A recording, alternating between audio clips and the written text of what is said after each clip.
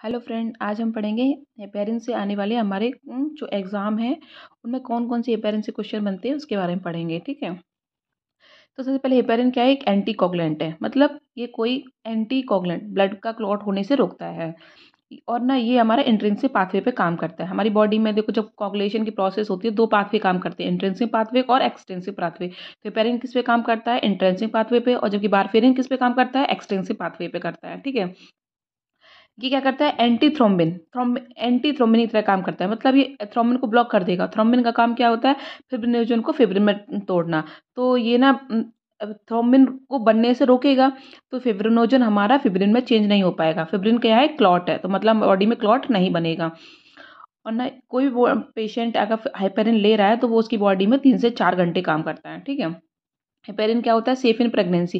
Pregnancy में safe होता है। कोई प्रेग्नेंट लेडी है उसे हम हेपेरिन दे सकते हैं क्योंकि वो प्लेसेंटा को क्रॉस नहीं करता है। जबकि वारफेरिन क्या होता है? वारफेरिन प्लेसेंटा को क्रॉस कर जाता है, इसलिए प्रेगनेंसी में सेफ नहीं होता है।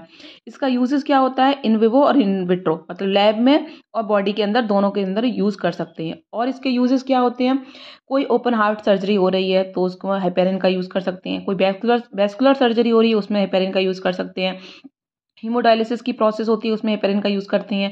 एबीजी सैंपलिंग करते हैं तो जो सिरिंज होती है उसको भी हम किससे? हेपेरिन से फ्लश करते हैं। ठीक है। अब इसका रूट हेपेरिन को हम आईवी रूट से दे सकते हैं और सबक्यूटेनियस रूट से दे सकते हैं। कभी भी इंट्रामस्कुलर हेपेरिन को नहीं देते हैं क्योंकि इंट्रामस्कुलर हेपेरिन को देने से हिमेटोमोकॉज होता है। ठीक है। ये तो बता ही चुके, नॉट क्रॉस प्लेसेंटा। ये हेपेरिन कभी प्लेसेंटा को क्रॉस नहीं करता, इसलिए प्रेगनेंसी में सेफ होता है। हेपेरिन का एंटीडोट पूछा जाता है। हेपेरिन का एंटीडोट क्या होता है? प्रोटामीन सल्फेट होता है। इसकी मार्केट में प्रीलोडेड, पहले से ही प्रीलोडेड डोज आती हैं हेपेरिन की। लो मॉलिकुलर वेट हेपेरिन के नाम से आती हैं। लो मॉलिकुलर वेट हेपेरिन के नाम से आती हैं। इसमें भी पूछे जाते हैं जो लो मॉलिकुलर वेट हेपेरिन होती है उसको कभी भी हमें फ्लश नहीं करना होता है, कभी उसे एयर रिमूव नहीं करनी होती है। ये दो क्वेश्चन उससे पूछे जाते हैं। ठीक है।